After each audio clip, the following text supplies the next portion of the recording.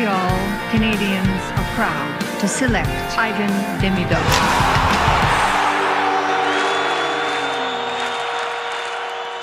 What's up, ladies and gentlemen, and welcome to a matinee Curfew Boys episode. It's been a long time we haven't had a day episode. It's daylight. It's weird, eh? It's probably the second time in our history, but it's actually this is actually, I feel like I woke up to a hard day's work. I know. I just feel really, really weird recording an episode in the daytime. Mm-hmm. We did one, Sam. I think. Yeah, we did. You. Yeah. This is why it's I think it's our second time, and it was your suggestion, Joey. So good call on you. I like them. I've done this for soccer too. Yeah, I've done this for soccer too sometimes, and I don't know. I enjoy day. Sometimes nights you're kind of tired. It's the sunlight. It's vitamin D in your mouth. I mean, yeah. So. All right, let's get into it. So before we get started with this episode, ladies and gentlemen, if you like what you hear, you can follow us on Instagram, TikTok, Facebook. If you want to see our beautiful faces, you can subscribe on our YouTube channel. Our morning faces. And our morning faces. You can watch all our content on Instagram and YouTube.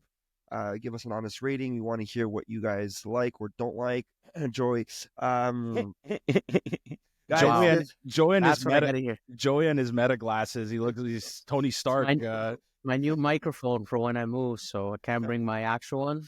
Well, let me introduce you to my boys. We got GQ Chris in the house with that beautiful hoodie over there. We got Fireman Sam. Hey now. We got Tony Stark. With those glasses. Joey Stark. That's right. The leader. We got Deputy Chief here, Fireman Anthony from Chicago. My gig is in jeopardy now all of a sudden. Yeah. That name is gonna change. You're gonna be my chief. I demand a station transfer. Get me the fuck out of here. It's gonna be Anxious Sam in the house with Fireman Anthony in the house. Guys, before we get things, that's so weird. Fireman Anthony and Anxious Sammy. Let's do it. Starting now, guys. Ladies and gentlemen, if you like those names, comment below. Oh God, Fireman Anthony and Anxious We're Sammy. in an alternate universe all of a sudden. What's going on here? Guys, don't forget. Joey snapping his fingers there with the Infinity Stones. Don't forget this episode is sponsored by our boy Habscave. Guys, if you haven't followed him yet, follow him on Instagram. This guy is awesome. He puts every man to shame with his beautiful basement. Guys, every Habs fan, at least every Habs fan. Every Habs fan and a man as well. Any hockey fan. Any hockey fan. Because I've seen other caves happening. They're, coming on Instagram and the algorithm, and they're all shit. Habs cave, and I'm not being biased because we've been there and we're good friends with him and he's sponsoring us. This guy has everything you can think of or ask for. This guy's amazing. Follow him on Habs cave. You'll find him. His name is Sunil. Guys. Thank you, Sunil. Yeah. Thank you. The Four Nations is over. What a treat we had. Guys, we had a great treat. The Four Nations was awesome hockey. We spoke about this a few times in the last two episodes. Great hockey, passion hockey. The fans loved it. Everybody loved it. And the biggest treat ever was that we finished on top, especially with all that's going on. Sammy, you posted this yesterday, a nice video of that motivational speech from the team. We didn't just win it for themselves. They won it for 40 million plus people. Yeah, absolutely. And that's exactly what it was. There was so much more behind this game and this win. And just, I don't know if you guys stayed up for it. It was a late night game. Mm-hmm. Of course. Did you guys read John Tavares fell asleep? No. Yeah, there was on TSN, they interviewed him, and he didn't stay up for the overtime. Whatever. I mean, okay. He's a Toronto Maple Leaf, so it's and at one point I was thinking that like, hey, maybe he could have made the team, but you know what? Going to that video, that's pretty much John Cooper's post game. It wasn't his post game press conference, but whoever made that video was absolutely fantastic, and I think John Cooper nailed it on the head because, this matchup had more than just it was more than a hockey game, especially for Canadians from coast to coast, from like BC all the way to Prince Edward Island. Like this was more than just a hockey game. And I really believe we, as the Curfew Boys, we did a good job keeping politics out of this particular subject, out of this game, out of this tournament. We did a good job about it. I really feel. But like, majority, and you can't blame them, they did bring politics into this. And again, can't blame them. Can't tell them what to do either. And that's okay. It really, really is okay. But there is a part of me that we're losing him. Yeah, we're losing Sam. Losing him. I'm still here. Okay, hold on. This is a really bad freeze. You had your finger in your nose. What about now? All the better. Yeah, let's do it. Okay. No, there's something wrong with my internet connection. Let's see. Anyways, the squirrels out are attacking the lines. Fuck it. I'll cut that part out. But there's a part of me, a tiny part of me, that's like, this victory did feel a little bit more than just a hockey game, and I can't help it. It really is. This like Canada really needed this victory. You know what I mean? Like, I'm not gonna beat around the bush here. Us two as Canadians, we've had our own political issues. There's many times throughout the last couple of years we've been divided, and it's sad to say, but it's the harsh truth. But for this one time, for this 1 week and a half, however long this tournament lasted, we were all together finally, and it felt great. You know what I mean? And again, this is not a shot against USA as a country. This is not a shot against the American citizens. Can we say it's a shot against the U.S. president? Yeah, why not? I think we have that bragging right, but because of all that shit going down, getting teased, or not getting teased, excuse me, like being called the 51st state, blah, blah, blah, for so long, and then the terrorist threats and all that, it's like, you know what? This victory kind of felt like, okay, all that shit, time out, stop it. Like, we won. You know what I mean? And again, it's hard for me to explain. And like, I think 90% of me is happy that Canada hockey won. And then the other 10% of me is like, Canada as the country within the political madness going on won. So, and I think all Canadians feel that way, and we deserve to feel that way. This belongs to us now. And I'll say this again: this is not a knock against America as a country.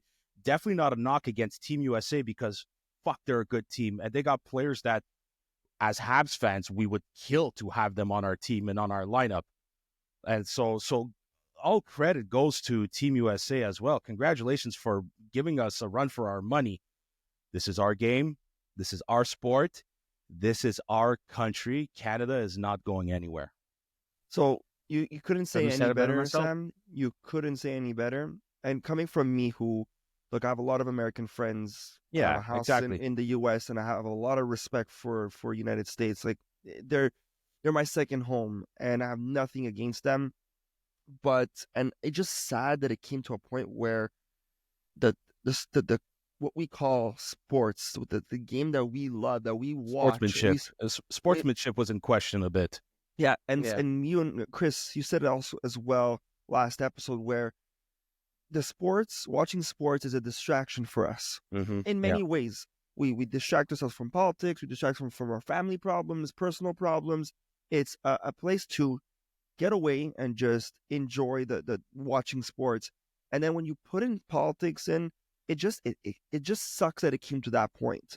That being said, we don't want to talk politics, and you said everything, Sam, but you're right. You said you felt you couldn't. It was hard to not feel that extra 10%. Yes, I was watching it with my kids and some of his friends, and we're all out together. And someone asked, does this game count? And I said, no, it doesn't. It's not a gold medal game like the Olympics where you're winning for gold. This was just a fun exhibition tournament. And not only did we see these players play for a lot more than just exhibition, but yes, you're right, that 10% of that, what's going on around the world, you couldn't help by without feeling that extra happiness that we won. There was a lot more to that. But it just sucks. It really sucks that it came to that point that we have to. Yeah. Because watching this, like Chris said last episode, it's a distraction. We're there to just crack open a beer, watch that game, forget about your work, forget about your problems, forget about everything, to just enjoy the sport. And now we have to fucking think about what's going on. You know? I just want to say one thing, and then transfer it to Chris and Joey. This game set the tone for what's to come in the Olympics next year, and hopefully there's no political issue come then. Who the freak knows what's going to happen next year in 2026? But this tournament and that game set the tone for a heck of a rematch between Canada and USA. And if there's no political issues behind it, even better, but we're still going to have a dogfight. And it's going to be, once again, just a battle of pride and maybe bragging rights. Chris, Joey. Yeah, I was going to say, do we even open up the door? Because there's a very, very quick explanation to why all of this went down. And this is a conversation between two men that should have never been publicized. All I can say is one of the big things that was a major step out of line, and I'm so proud of Canada. Like, I'm so proud of Canada.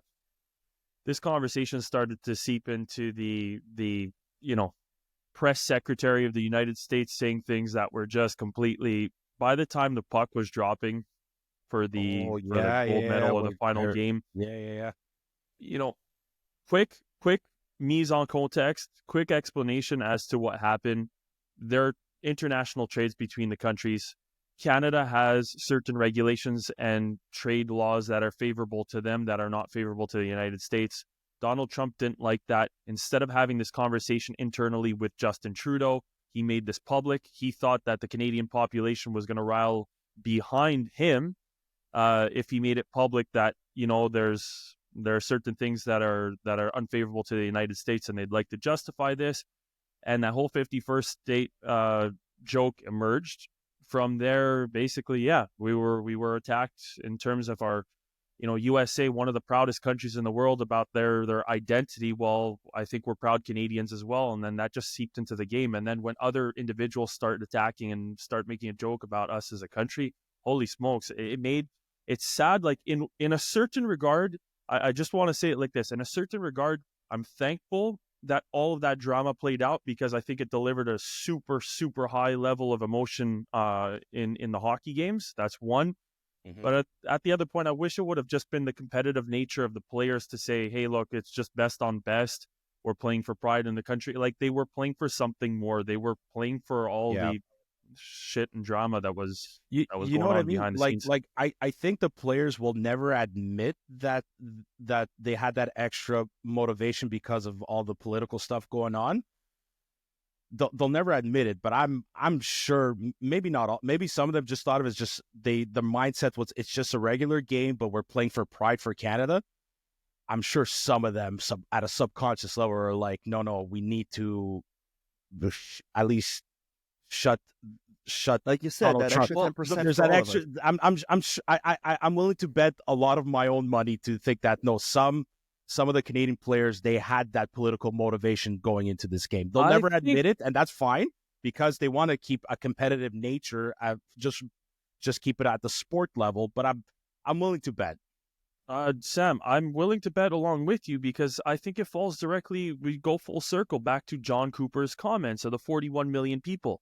This is, you're fighting for Canada as a nation for things that go well beyond hockey. And he knew it. He knew it. Yeah, they absolutely knew it. It's not a maybe, Sam. Yeah. It was. Yeah. Go, Joey. No, I just wanted to say, from all this political drama, look, I'll spin it a little more positive. I think this brought... Look, it's Canada's game.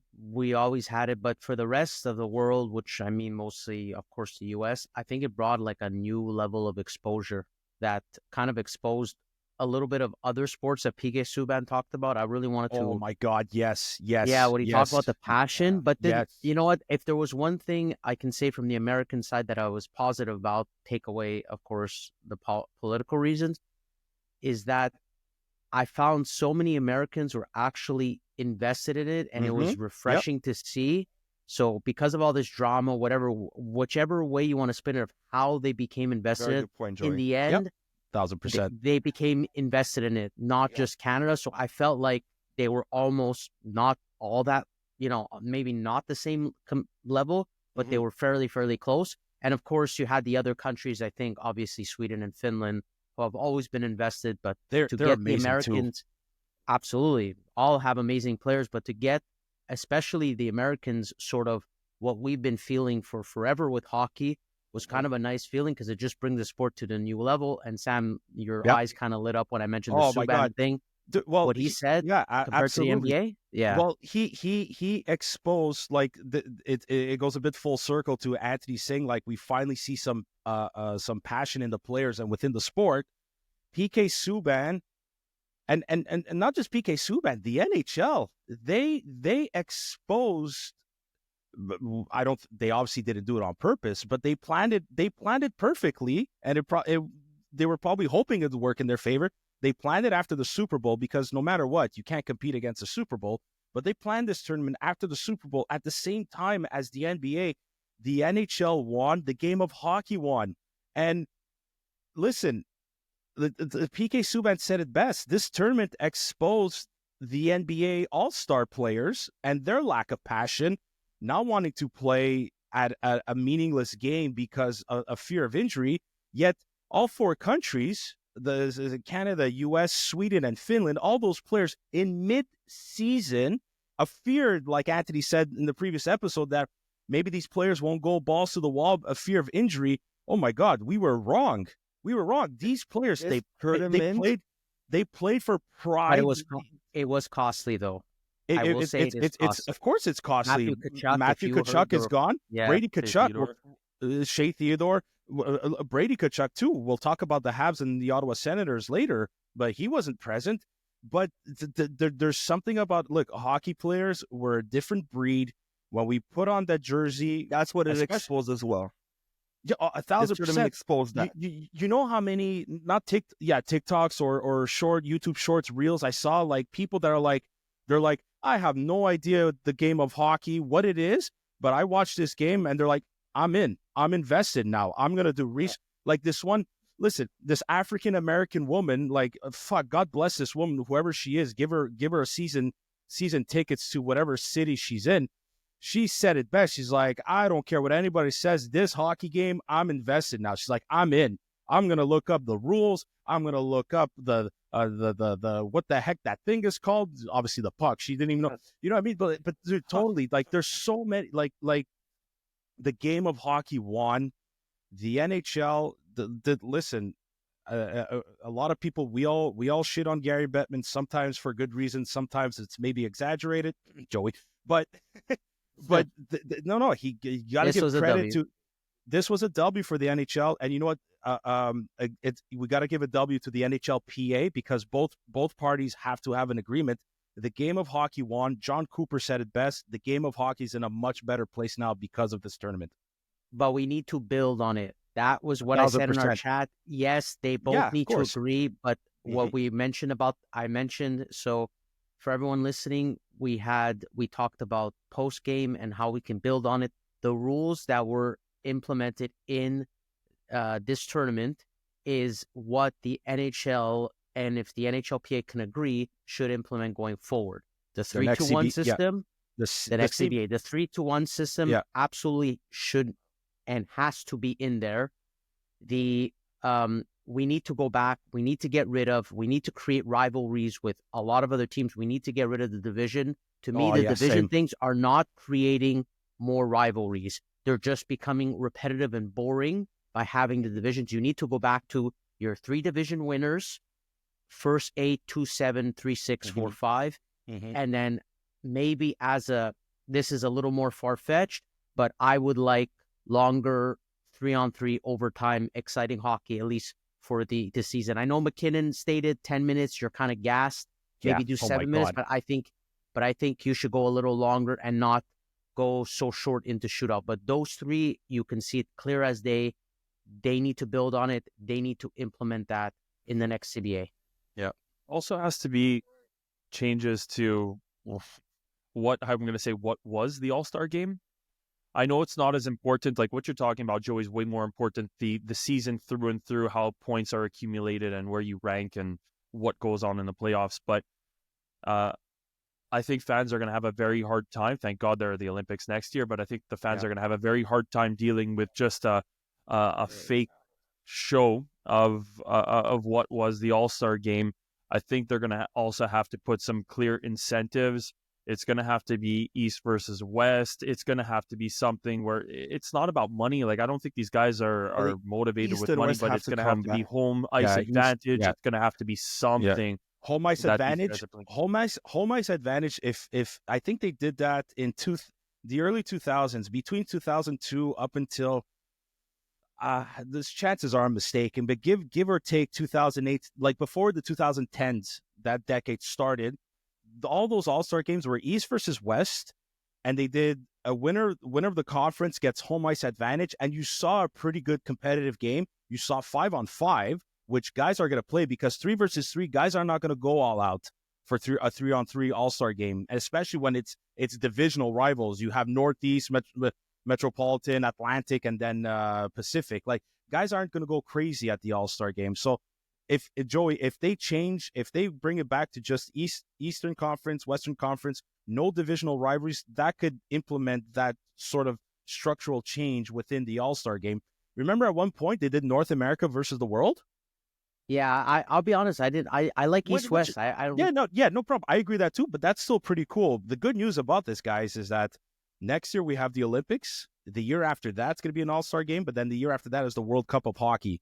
So it's in their CBA now where they will not have an All-Star game or an All-Star weekend every time there's an international tournament of the sort, whether it's run by the NHL or run by the IIHF. There isn't going to be an All-Star game, but I do agree. I think we all can agree that the All-Star format, the All-Star weekend needs to change. It needs to spice things up a little bit. I would say, do you guys know which sport is probably the most invested, like players, maybe most exciting if you're a fan of that sport for an All-Star weekend? I think baseball. Yeah. Exactly. Well, because they have the home run derby. Home run derby is cool. Yes, Sam, but like you and Chris said, they had something to play for. The winner gets home field advantage in the final. Yeah, so there you go. It's a very easy thing to implement.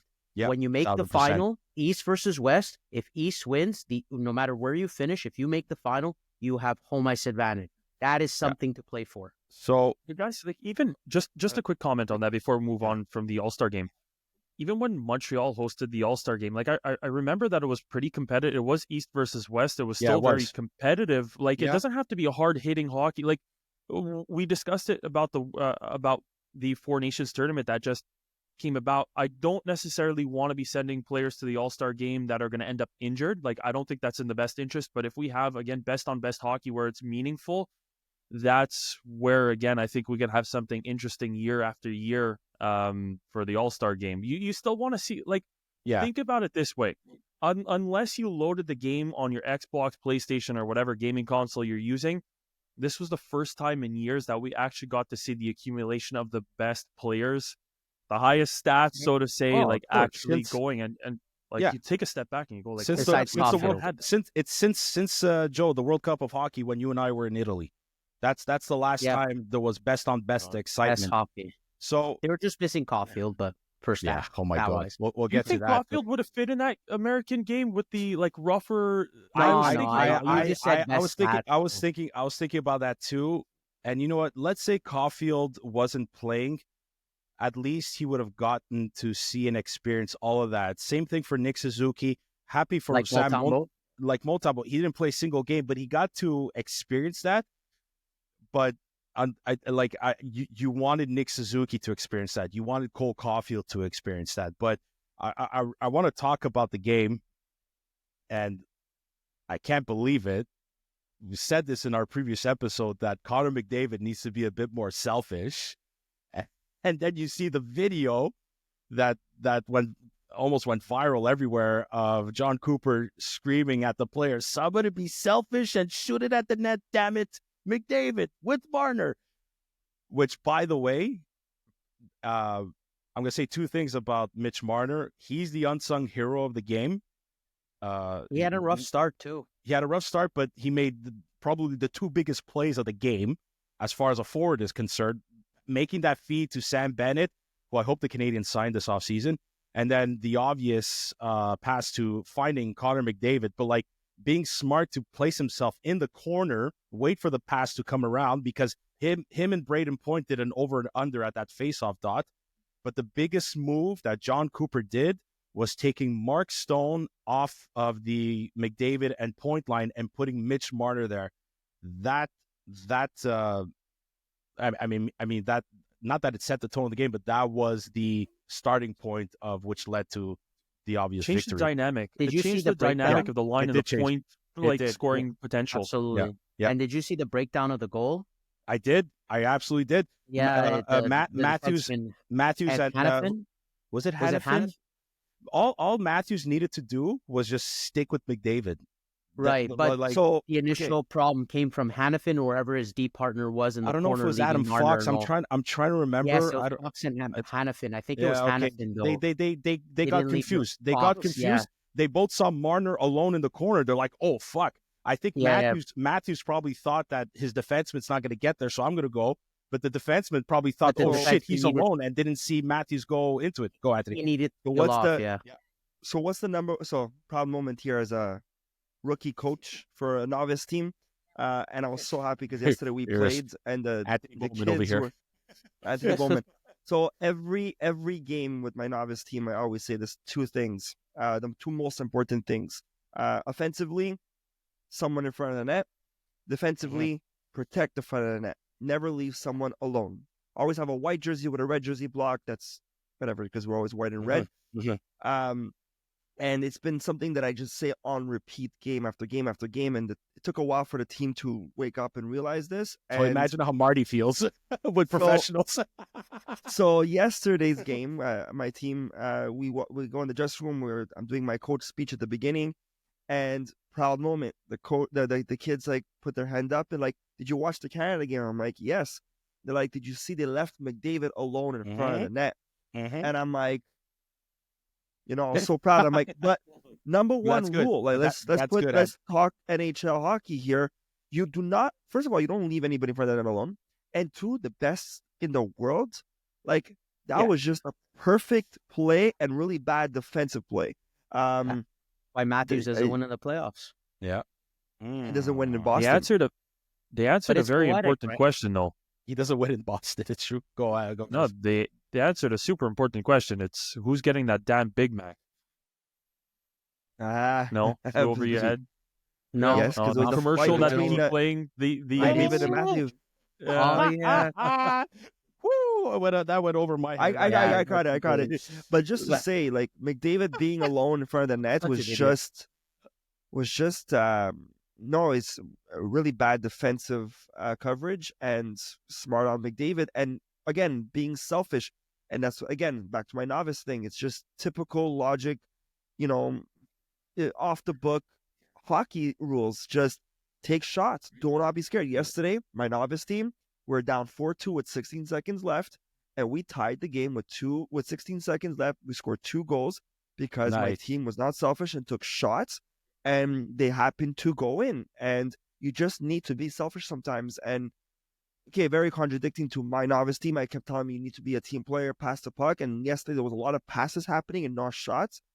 Yeah. And then when they went to the shooting, we tied the game. But just to say, Cooper, taking those shots, being selfish, McDavid, it was just an amazing ending for Team Canada.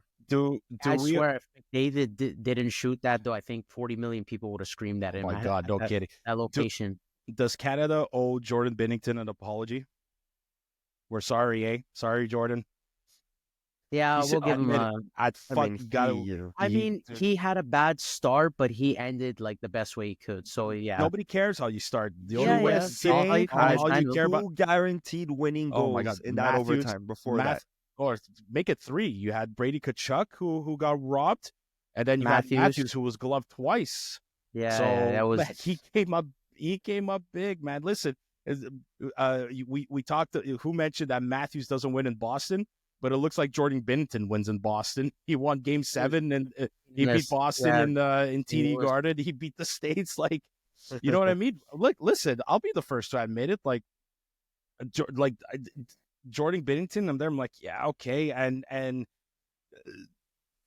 first, like, Canada going into the Olympics next year. Please stop with the political nonsense of picking players just because you know them or they play for your team. That's all I'm going to say about that. But John Cooper, good on him for keeping Jordan Binnington for every game, because I truly think if he would have changed goalie, listen, let's say, hypothetically speaking, he would have taken Binnington out. I think the next goalie up would have been Adin Hill. And this is not a shot against Montembeault, no offense to him, but it's just I just feel like Adin Hill's another Stanley Cup winner. They're putting in Binnington because he won the cup. Adin Hill won the cup too. But I really think if John Cooper would have done that, there might have been a little tiny message of panic going on. So good on John Cooper I love John Cooper. I know a lot of people aren't going to agree with me because he's the coach of the Tampa Bay Lightning, but I love John Cooper as a coach, and I think even as a person, I think sometimes he might come off as like arrogant, like slimy, cocky, but he's not. He's just a confident person, and he knows how to talk. You need that. I think you need that. 1,000%, man. I got to give credit though for the Americans. Jacob Slavin. Oh my God. He really impressed me. That was the one player in America I was going to say that really, besides the Kachuk brothers. Yeah. Did they set the thing, tone. Yeah, we know did their thing. Yeah. They did. But Slavin, as like a pure hockey fan, really, really, he blew my mind away. Mm-hmm. Like, he really impressed me. If there's one defenseman what the Canadians to go get, would be Jacob Slavin. That is exactly How about what this, the Canadians Joey? would need. What if David Reinbacher becomes a bit like him on the defensive side? I would love it. Just we got to be patient. That was the case. 1,000%. Got to be patient. I saw David Reinbacher's 2 games with Laval. The first one, he was not bad, but it didn't end too well with the team. The second game, dude, this kid's got poise. He's very good defensively, and man, he knows how to clear the puck right away by either first pass or making a smart play off the rush. I'm just saying. How about we screw the patience? Why don't we just trade for Slavin? Yeah, the Carolina's never going to do that, but they'll hang up the phone. But no, Jacob Slavin was an absolute beast. Sidney Crosby to just add another gold medal trophy to his fucking repertoire and his CV. You know what? I think Crosby, he just never. Did you see Patrice Bergeron after the game? He went up to him Bergeron brought his kids. He went up to say, he's like, you just keep winning, eh? You fucking guy. So. Oh no! Sam, it made me think of before we move on. Did you guys see the Solani and Forsberg bet? Yeah, I don't know if you guys talked about it. Listen, congratulations to Sweden and Finland, man. Like they got some dogs on their team too. They got a couple players that I wish, the Canadians would have. Like Joey, I don't know if you know, but like I was at the Sweden-Finland game at the Bell Center. And Barkov, dude, oh my God! Like I'm telling you, he's the center in Montreal. Rasmus Dahlin for Sweden he is so sick, guys. There's a reason why this guy's a first overall. And Chris said it best, though.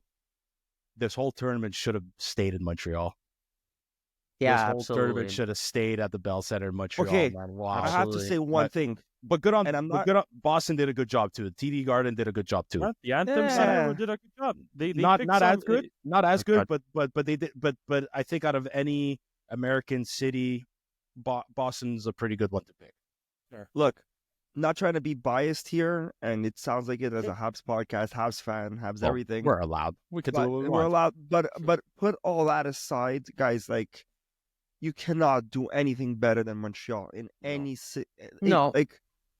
It was just amazing. And we spoke about this last episode. Sam, I think I brought it up, or I spoke to a friend about this, but like, we did. I was very disappointed of our home opener, with our management and what they did for the ceremony and all that stuff. I feel like it wasn't up to par. I think they could have done a lot better. But then you fast forward to this tournament, and Montreal just did even watching the game, the fans, the loudness, Boston was very quiet. It was very quiet. Only overtime there was a bit of passion. After some hits that were happening when it got physical, the crowd caught better. But in Montreal, no matter what, if it's a bad game, a slow game, start to finish, yeah. It's loud. The red seats. I think, hear me out, NHL, if you're hearing this. I think every arena should start changing their seats because hear me out. That red that stands out at the Bell Center, lower bowl. You talking about? Well, like all the chairs, that redness, and with all the lights around, like it just makes a big difference. When you go look at Boston, for example, it's all black or all silver. It feels like black and yellow. I think the seats, yeah. But it feels like you're just at a regular, an office game at Martin Brodeur Arena. It's just normal stands, like a normal hockey arena. Martin Brodeur Arena. I haven't skated there in a while. I don't know if many people know that arena, Anthony. Arena in St. But just to say, just that the way our arena is, how it's built, how it's like, I don't know. It's just Montreal does a great. But even the presentation, the necklace they had, right, with the color. Yeah, well, in Boston they had the bracelets. But again, in Montreal with the necklace and the lights, it stood out more because of the colors of our arena. In Boston, you didn't see it, and it wasn't always on. And I don't know, Montreal just does it great. They just look great. Our arena is also built to be like the crowd is on top of the players on top. Yeah. Like it's built super steep, maximized to have the most number of seats. I think technically Chicago can go up to 22,000 fans in the stadium with standing room. Anyways, all this to say is, like, again, Montreal was built, whether it be for the press conference, like they showed that at the beginning of the tournament as well. They walked them down to say, like, there's no other arena with this view for the commentary section, for the broadcasters, the fans, like there's not a bad seat in the house at the Bell Center. It's just this whole city, we just know how to do hockey.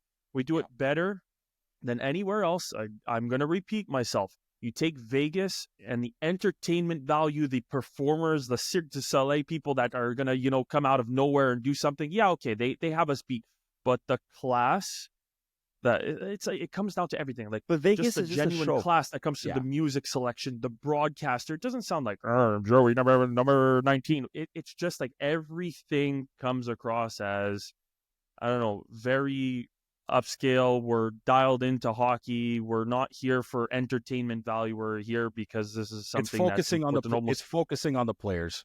Yeah, and on the ice. Yeah, and the nobody passion, does it. Right? Yeah, the passion is in just Vegas is just here's all the money in the world because you guys can afford it and just do whatever you want. Just for show, for entertainment. But there's no passion behind all that.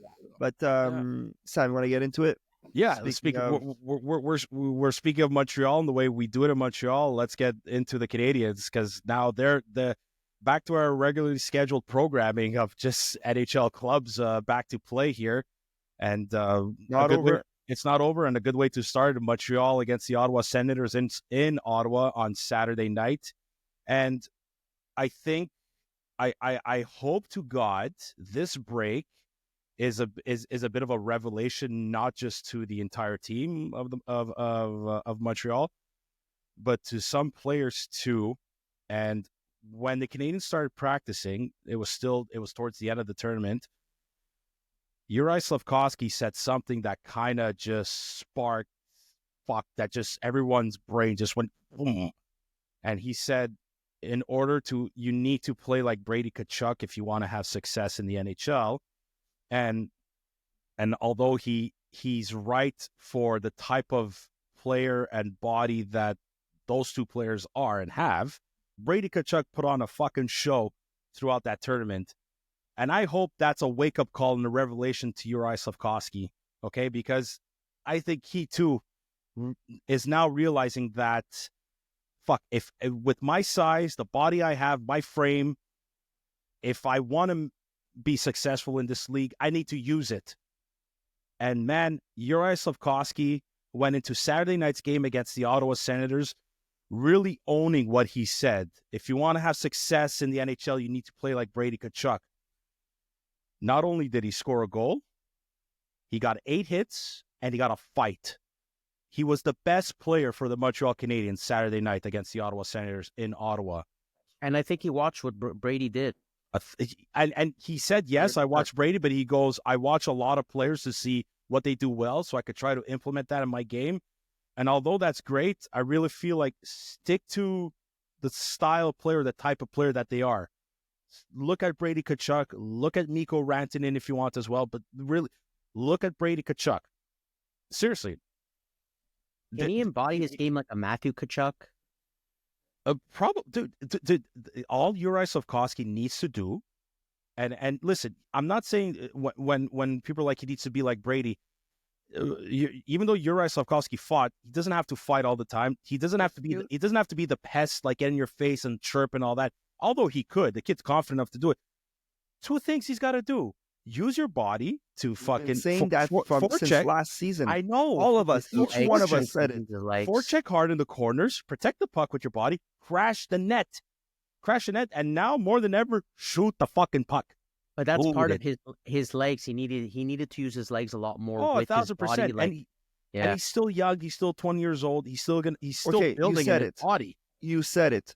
So we said this from the beginning, and we said, do not throw in the towel, guys. Slafkovsky's still young. He's still a rookie. He still needs to develop. He's still far from it. Maybe because we saw, again, we're Habs fans. We always hope for the best because he's a number one pick. Guys, everybody, be patient. We've seen Slafkovsky be at his top level at a young age. Last year, second half of the season, he was the guy we all wanted him to be. Okay?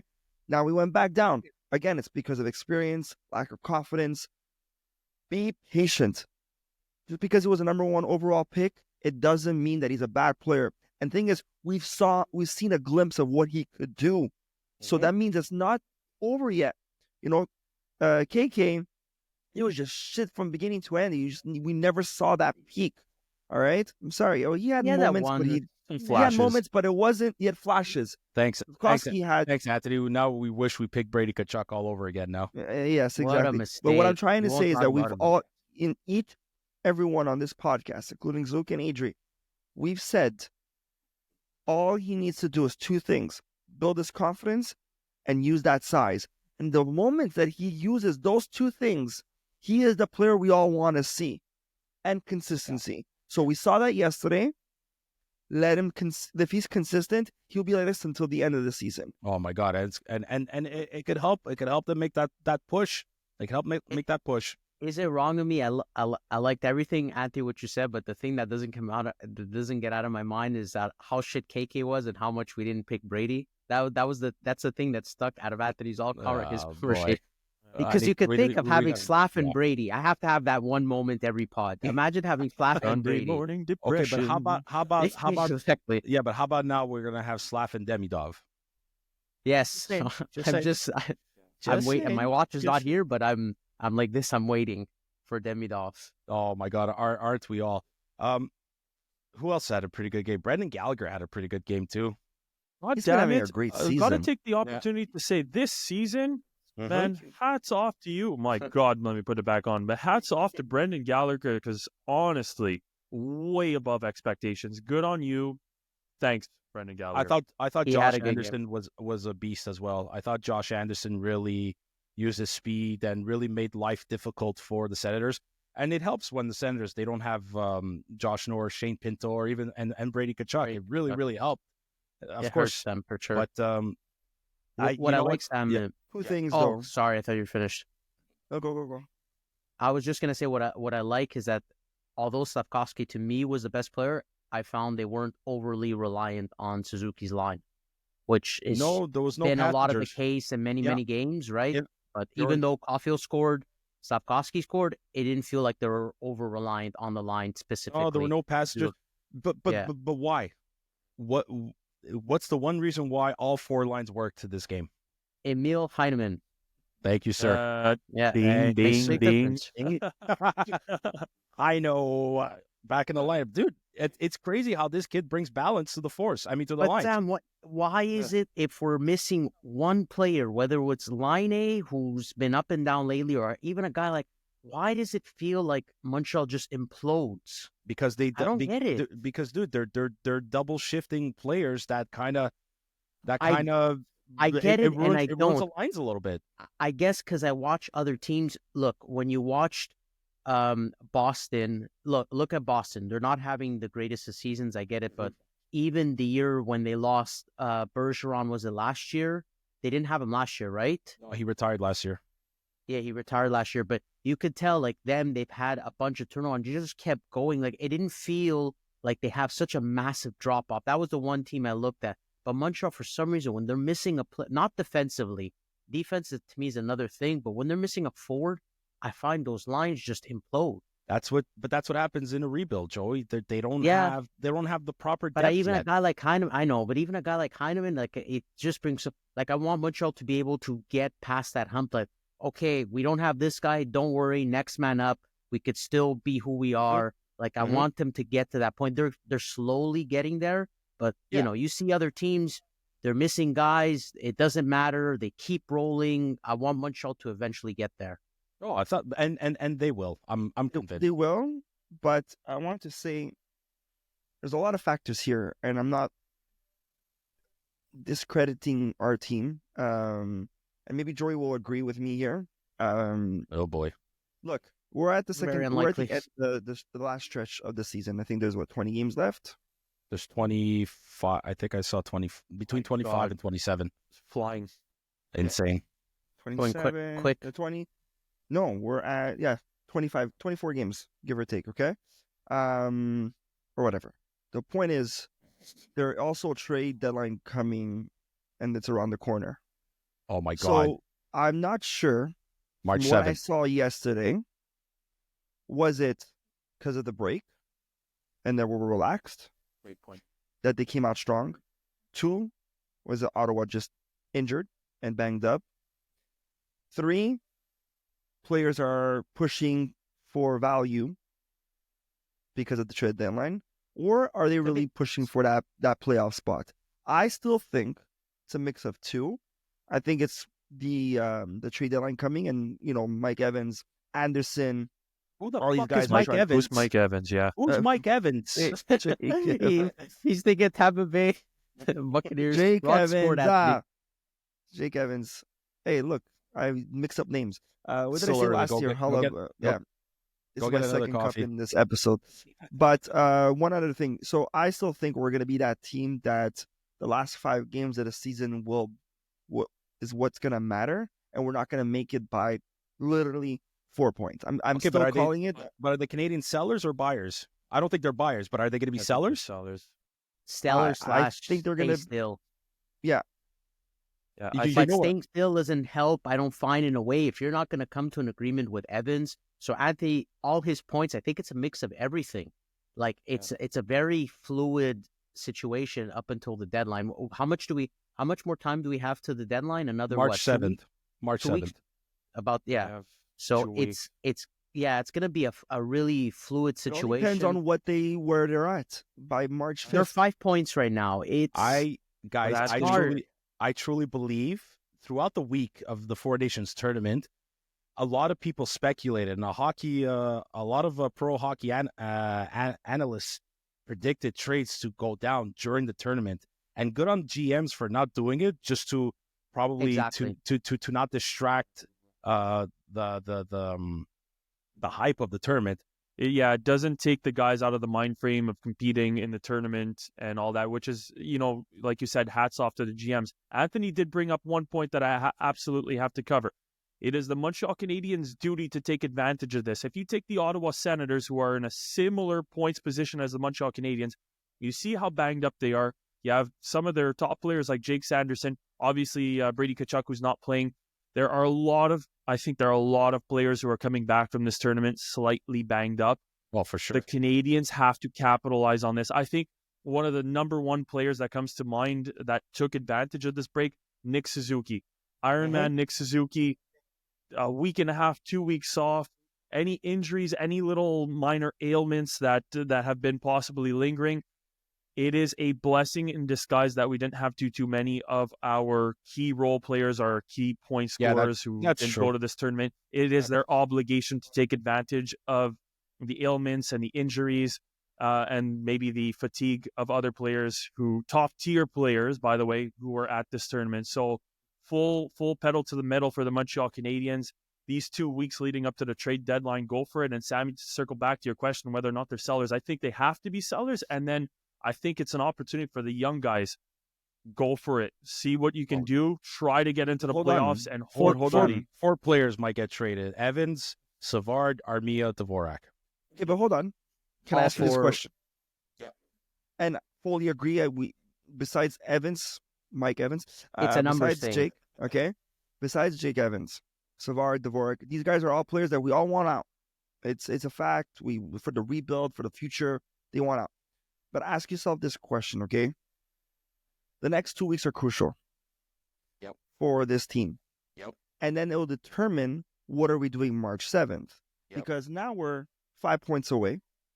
Yep. Everybody is close, up to fucking 9th place of the East. That's a problem though, Anthony. It's there's too many teams in between. It's not Montreal's 5 points away, and the only thing above them is that spot. There's like 3-4 teams. That's the problem. Everybody. The Islanders, the Rangers, Detroit. Guys, it's every single team. It's Columbus at 62, Boston at 61, Rangers at 58, Islanders at 57, Montreal 57, Philly 57, Pittsburgh 55, my God, and Buffalo 55. So every 51. Maybe Buffalo is far, but everybody is close for that spot. Now, that's why I'm saying the next 2 weeks are crucial, because in 2 weeks from now, if we're at the same level, like looking at the standing today, screenshot it.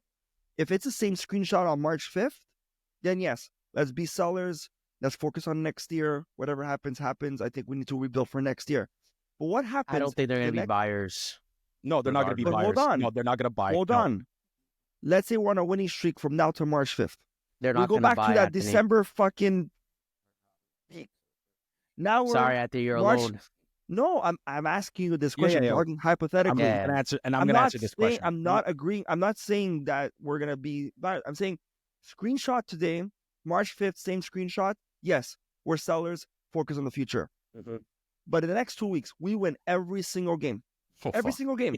No, seriously. We're at the December peak where the Montreal is the best team in the NHL, like in December. And now we're at 55 points. We are the number one wildcard spot. We have that spot. We're still sellers. Or nothing. Because we're not there to buy. There's five games remaining between now and the trade deadline. That's 10 points. That's 10 points. If we get, this is my prediction, Anthony, to answer your question. If we get 8 out of those 10 points, here, look, I'm gonna be there Tuesday night. I'm hypothetically talking. Yeah, no problem. While Sammy's frozen, while Sammy's frozen and gathering the statistics, I'm gonna take a page out of the book of Joey. There is an obligation for the Montreal Canadiens to get rid of, unfortunately, sell the players that are not going to be part of the team's future plans, because that is a guaranteed asset that you at least retain, whereas the guy is not going to be contributing to your future success. Exactly. So might as well Anthony, make it count. There's no player, to me, or 2 players that is going to make the difference for Montreal to win. And if you're doing that, you likely have this player 2 years, 3 years, 4 years because of whatever their existing contract is. And then you have all these players now that are coming in next year that you either going to have a pay raise or whatever the case is. There's no way they can do it. No, but I agree. And that's what I'm worried about, the mindset of Hughes and Gorton. Come March 5th and you're the 8 points gained. We're at 65 points and we're at that spot. Do they fuck up and keep Evans? And you know what I mean? Like, no, they should still sell them. Here, guys. All of them. Am I coming in clear? Am I coming in clear? You're clear now. Now you're back. Perfect. Okay, good.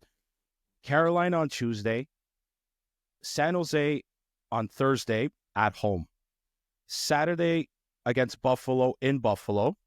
Now we're in March. We're in March 1st, Saturday in Buffalo. March 3rd, that's a Monday, against Buffalo in Montreal. And then Thursday, March 6th in Edmonton. The Canadiens have potential to win 3 out of these 5 games. So that's 6 points out of the next 10. 6 points out of 10. Are you trading, or are you listening at offers and you're going with what you got, and we're gonna live and die with the lineup we have and see if we make wild cards or not?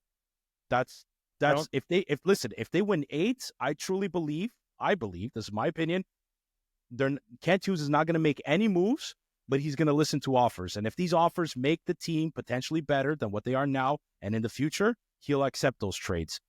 And Sam, if you have a chance to trade the players we mentioned, the 4. You know Evans is a numbers thing. You know it's not happening. You get really good offers for all 4, even if you're in a wild card spot. Do you still make the trade?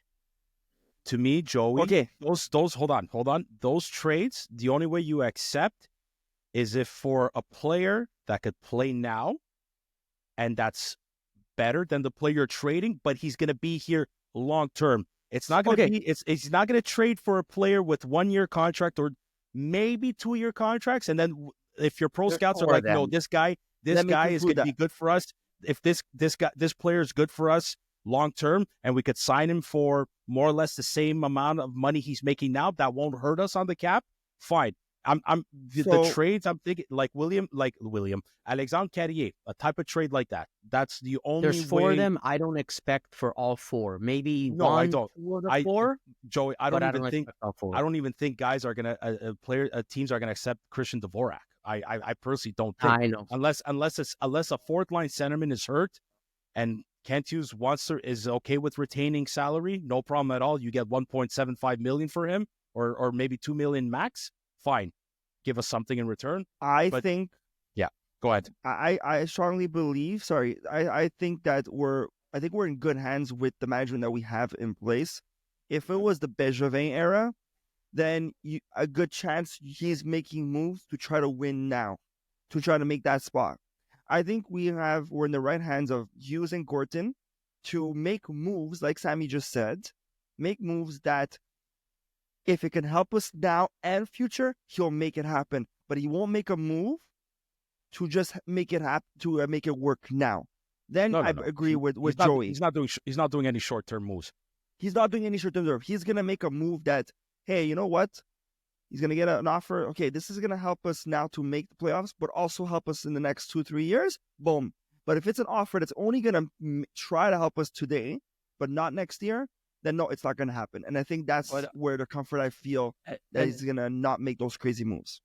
And so what you're getting at, and boys all around, like this is a round table. I think you guys are all narrowing towards the same thing.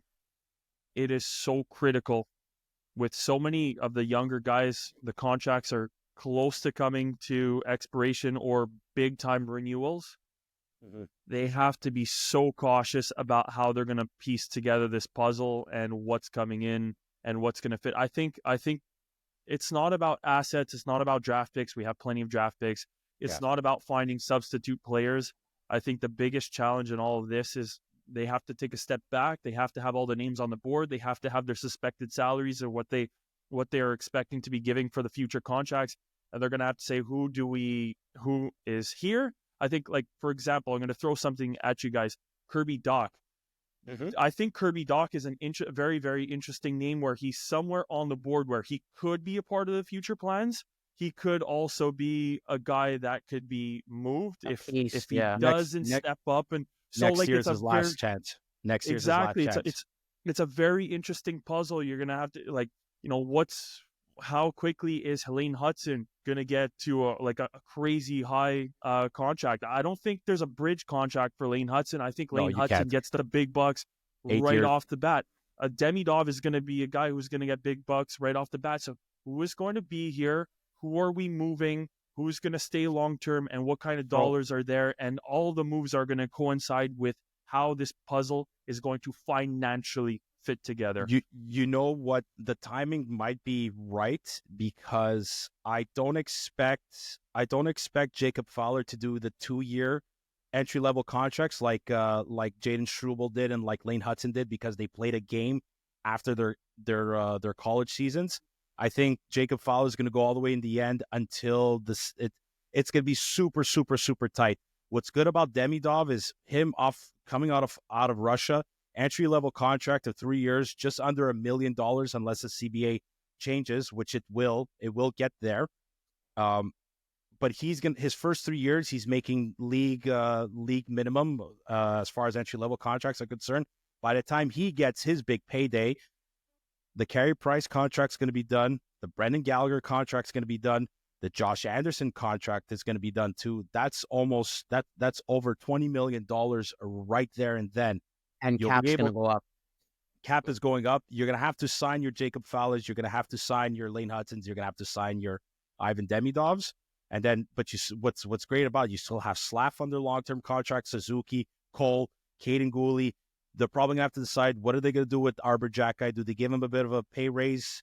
Mike Matheson might be done too by then. Like who's you're gonna have to look at Logan Mailloux as well. Maybe David Reinbacher too, as far as like contract extensions and for higher salary. Like the timing is getting there slowly with those like big expiring contracts and the cap going up. So it's future's bright, boys. The future's bright. Listen, I'm convinced Kent Hughes has a pending offer somewhere that he did during the week before my computer shot the bed here. I'm convinced teams and GMs everywhere, they made pending trades during the week of the Four Nations tournament. The good on them for not pulling the trigger on it. But it's exciting times, man. Like it's close in the standings. Canadians, let's give the benefit of the doubt, probably because of the rest they had, and they're fired up to get back into it. But these 5 games, Anthony, like you said, crucial to see what's going to happen at trade deadline. Sam, you had a true crystal ball moment saying the exact words of "be selfish," Connor McDavid, score the goal. Yeah. Do we put the Curfew Boys in a position to have another crystal ball moment? Do we want to take a guess as to the 4 players that were mentioned: Savard, Jake Evans, Yoel Armia, and Christian Dvorak? Does anybody want to take a crack at maybe one of these players, multiple of these players, where they may land? I think Savard is gone because I think this is his due to his age and I think his career is slowly coming to an end. If he wants to try to win one more time, and if a team needs a player like Savard to help them win, it's now or never. Because I think after you have a suspected team, his career is declining after this year. Do you have a team in mind though? I see Jake Evans, if he's going to stay in the East. I know Toronto needs a third line center, so I pray to God he doesn't go there. You put Jake Evans in New Jersey with Nico Hischier and then Jack Hughes and then Jake Evans. That's a pretty solid. That's some solid depth down the middle. To be honest, I'd have to check. I think Winnipeg too. Winnipeg probably. I mean, Kent Hughes has good relationships with Winnipeg. Like if you notice, sometimes Kent Hughes stays with the same teams he made dealings with. He made dealings with New Jersey. He made dealings with Winnipeg. As Winnipeg I don't know. I don't. This is their. Yeah, I think, but I still believe. Savard is going to be the first one to go before Jake Evans. I see Savard going to Winnipeg because Winnipeg is a team that's killing it, and they've been doing well the last 3 seasons. They sent Sean Monahan last year, and we'll see. But that's the thing. I think Winnipeg is a team that, like their time is coming, and I feel like this could be the year because it's the last 3 seasons. They're playing fucking good hockey. They're breaking records, franchise records. They're top of the league. They just need a little bit more, tweaks to close them up. They need that playoff experience. So give us a first rounder. Going to win. I think Savard going to Winnipeg is a good fit to help them win and give us a nice return to a nice first rounder. We'll take one. Not his value, but we'll take one. So there's my prediction, Chris. Savard to Winnipeg. There you go. You think Tampa Bay could take a flyer out on Savard? Been there, won the cup with them. They'll underpay. That's the problem. I think they'll underpay. Okay. For him, they know him already. To me, they know his value. So why would Tampa take him back? Just have an additional support defenseman for a potential playoff push. I don't know. To me, the most interesting players that are potentially being traded are Jake Evans and Savard. I think those guys are going to go fetch you the most. I really, Sam, you said it so well. I hope to God he doesn't go to Toronto. For some strange reason, if Jake Evans doesn't get traded to Toronto, I'm scared that he goes and signs there in the offseason. I swear to God, if he does that, he's getting a big, be pissed off. No, I'd be pissed off too. Listen, the only reason why they're going to trade Jake Evans is because they can't reach an agreement. Yeah. So, there you go. That's it. Happy Sunday, folks. It's a numbers game. for Evans. Yeah. Game. Happy Sunday. Ladies and gents, come to an end on our matinee episode. Your Guys, matinee? Your matinee? matinee episode? Matinee. Matinee. You sounded like I matinee. heard Manthony. I heard that Manthony too. Okay, awesome. Let's wrap this. Yeah, let's wrap it up. Guys, next 2 weeks going to be crucial hockey for our team to see where we are and if we're going to make it or not. I still think we're not going to make it by 4 points. Let's put it there. 4 points we're not making. That's still progression as far as the rebuild is concerned. 100% progression. Again, I'm not going to be disappointed if we don't make it this year. I'll be happy same. if we do, but I won't be disappointed. Same. We had a good season, and next year the future is bright. Guys, if you like what you hear, don't forget to follow us on Instagram, TikTok, Facebook, X. Subscribe to our YouTube channel to see our beautiful faces. It's free. And subscribe. It's free. Refer us to your friends. Leave us an honest rating, guys. We want to hear what you like. Only way to make us better is if we hear your constructive criticism or anything. Just don't be shy. Or your love. We support your love. Whatever you want. Or hate, whatever. Guys, this episode is sponsored by Hapscave. Don't forget to follow him. Amazing guy. Great guy. An amazing basement. Great page on Instagram. Amazing content. Yeah. Amazing content. He's just follow him on Hapscave. Very easy. Just add Hapscave. Very simple. Guys. Tuesday night. Next time. Tuesday night. Until next time. Bye now. Bye now. Yeah.